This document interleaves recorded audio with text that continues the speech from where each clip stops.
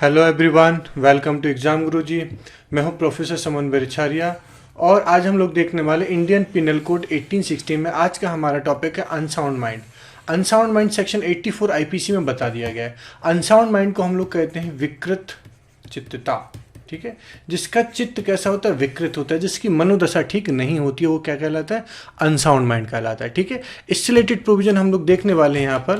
तो इससे related provision के बारे में मैं आपको बता देता हूँ कि जब हम लोग यहाँ पर जनरल एक्सेप्शन की बात करते हैं, आईपीसी में चैप्टर 4 की बात हम लोग करते हैं, तो उसका जो प्रोविजन मिलते हैं वो सेक्शन 76 से लेकर 106 तक के प्रोविजन यहाँ पर मिलते हैं।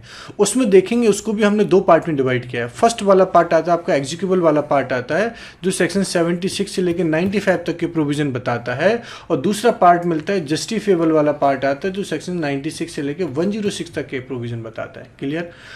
फर्स्ट वाले पार्ट को अगर आप ध्यान से देखेंगे तो यहाँ पर आपको मिल जाएगा एग्जीक्यूबल कहलाता है, ठीक है।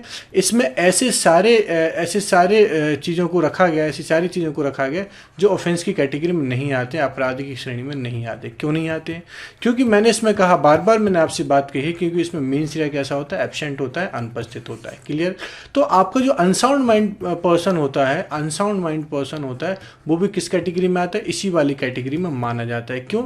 क्योंकि अनसाउंड माइंड होना क्या बताता है? आपका मेन सिरा को एब्सेंट बताता है। अगर कोई पर्सन अनसाउंड माइंड होता है, इसका मतलब है कि उसके अंदर कोई गिल्टी माइंड नहीं होता है, गिल्टी इंटेंशन नहीं होता है। क्लियर? और जस्टिफिएबल एक ऐसा पार्ट होता है, जिसमें आप सभी को पता है कि जस्टिफिएबल मतलब युक्ति संगत, जिसमें आप सभी को पता है कि ऑफेंस तो कंप्लीट होता है, एक्टर्स रिया तो होता है, ठीक है, प्लस मेंस रिया भी होता है, दोनों चीज़ें इसमें शामिल होती हैं, लेकिन ये अपराध भी गठित करती हैं, ऑफेंस भी कॉन्स्टिट्यूट करती हैं। लेकिन ये जो एक्ट किया जाता है, ये ऐसी परिस्थितियों में किया जाता है, ऐसे सर्कमस्टेंसेस में किया जाता है जहाँ पर हमने क्या माना है? उसको जस्टिफिएबल माना है, उसको जस्टिफाई डिक्लेयर किया गया है, क्योंकि ऐसी परिस्थितियों में किया जाता है जहाँ पर उस एक्ट का किया जाना अति आवश्यक होता है, बहुत ही एसेंशियल होता है। राइट? सो इस तरीके से हम लोग यहाँ पर देखेंगे। तो ध्यान से देखने वाली बात है कि आज का हमारा जो टॉपिक है वो इस पार्ट में से निकल के आएगा, जो कैसा होता है? आपको मेंस रिया एब्सेंट यहाँ पर बताता है। क्लियर?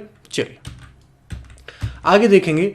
एक मैगजीम आप लोगों ने शुरुआती दौर में भी पढ़ी होगी, एक्टस नॉन फैसिट्रियम निसिम इंसिटिया, ठीक है। एक्टस नॉन फैसिट्रियम निसिम इंसिटिया, ये मैगजीम आप लोग बहुत अच्छे से जानते हैं। ये क्रिमिनल लॉ की सबसे फर्स्ट मैगजीम मानी जाती है, जिसमें क्रिमिनल लॉ का ओरिजिन भी माना जाता है। क्लियर? तो इसको देखेंगे। An act doesn't make an offender liable without a guilty mind, ठीक है। इसमें दो चीज़ें होती हैं। देखिए, इसको अगर आप ध्यान से देखोगे तो एक आपको क्या मिलेगा? इसमें एक्टस रिया मिलेगा, एक आपको क्या मिलेगा? इसमें एक्टस रिया मिलेगा आपको, और दूसरा आपको क्या मिलेगा? इसमें मेंस रिया मिलेगा आपको। राइट? एक्टस रिया मतलब आपको पता है एनी एक्ट और ओमिशन, और मेंस रिया में भी आपको पता है कि कोई क्या होता है? यहाँ पर कोई गिल्टी माइंड की बात की गई, जिसमें आपका क्या होता है? कोई इंटेंशन हो सकता है या फिर कोई नॉलेज हो सकता है, ठीक है, आशय ज्ञान आपका हो सकता है। तो इन्होंने बहुत क्लियर कह दिया कि an act doesn't make an offender liable, ठीक है, विदाउट अ गिल्टी माइंड। किसी भी व्यक्ति को, किसी भी अपराधी को इसमें जिम्मेदार नहीं ठहराया जा सकता बिना उसके गिल्टी माइंड के। अब इसी के ऊपर आपकी मैगजीम बेस्ड होती है, इसी के ऊपर आपकी क्या है? मैगजीम बेस्ड है। क्यों? क्योंकि देखेंगे सेक्शन 84 जो है, बहुत ध्यान समझना, section 84 of Indian penal code जो है 1860, वो अनसाउंड माइंड की बात करता है, विकृत चित्तता की बात करता है, ठीक है, विकृत चित्तता की बात करता है। और इसी में इस बात को ध्यान रखा गया है कि अनसाउंड माइंड क्या करता है? अगर किसी भी ऑफेंस में, किसी भी एक्ट में, अगर वो एक्ट किसी अनसाउंड माइंड पर्सन ने किया हुआ है, तो उसको ऑफेंस डिक्लेयर नहीं किया गया है। क्यों नहीं किया गया?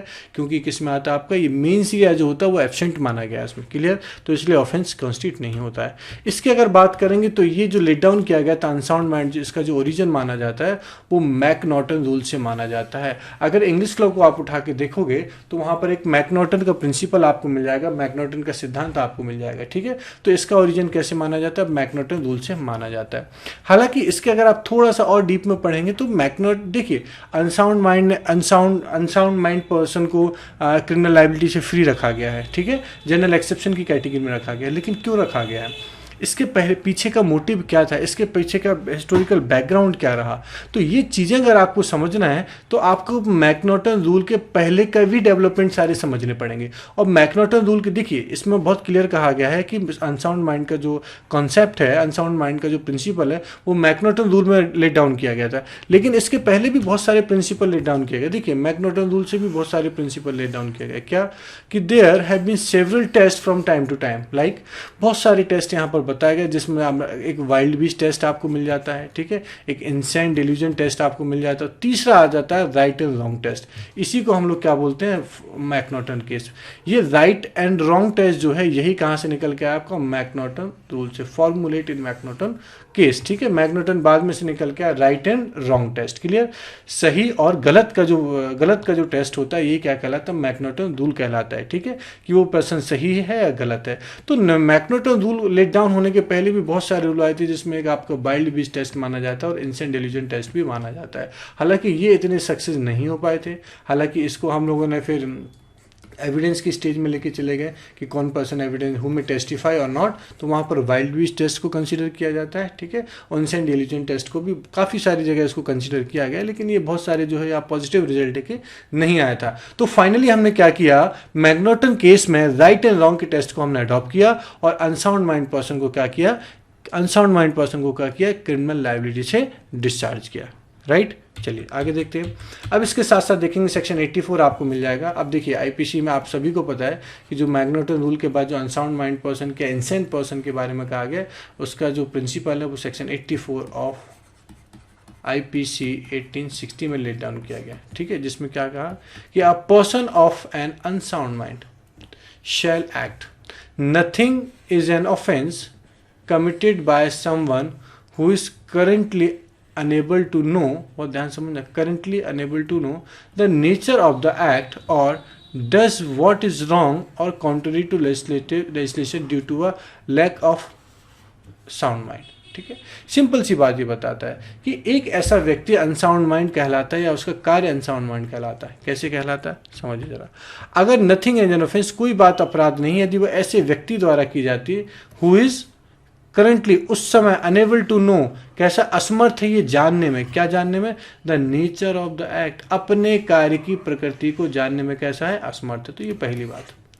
जिस समय वो कार्य कर रहा है, currently unable to know the nature of the act, अपने कार्य की प्रकृति को नहीं समझ पा रहा है, असमर्थ है उसको समझने में, और डज व्हाट इज रॉन्ग, क्या गलत है, और कॉन्ट्ररी टू लेजिस्लेशन, क्या विधि के विरुद्ध है, क्या विधि के असंगत है, due to a lack of sound mind, आपने किस वजह से, अपनी विकृत चित्तता के कारण, ये समझने में असमर्थ है कि वो जो कार्य कर रहा है उसका नेचर क्या है और कौन सी चीज़ जो है वो कानून के हिसाब से गलत है या विधि के हिसाब से या विधान के हिसाब से कैसी है, विधि विरुद्ध है, क्लियर। तो ऐसे पर्सन को कहा जाएगा कि वो कैसा माना जाएगा, अनसाउंड माइंड पर्सन माना जाएगा, और उसके ऊपर किसी भी प्रकार की, नथिंग एज एन ऑफेंस, किसी भी प्रकार की क्रिमिनल लायबिलिटी साबित नहीं की जा सकेगी, किसी भी प्रकार की क्रिमिनल लायबिलिटी साबित नहीं की जा सकेगी। बात समझ में, ये तो बात होगी सेक्शन 84 की।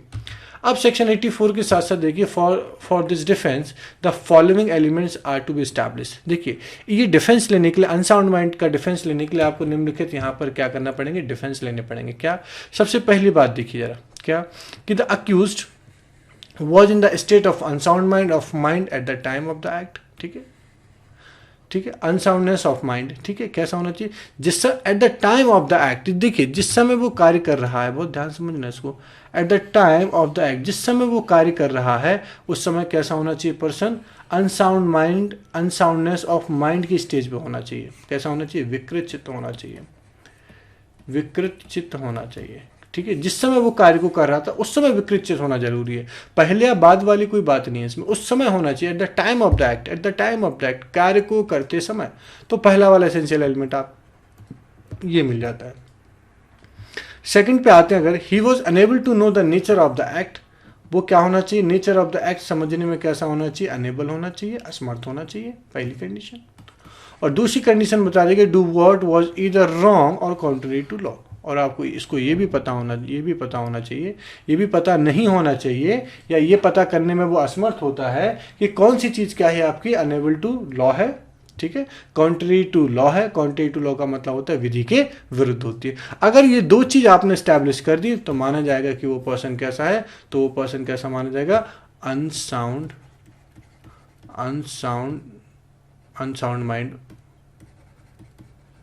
माइंड माना जाएगा, जिसको हम लोग कहते हैं विकृत चित्त।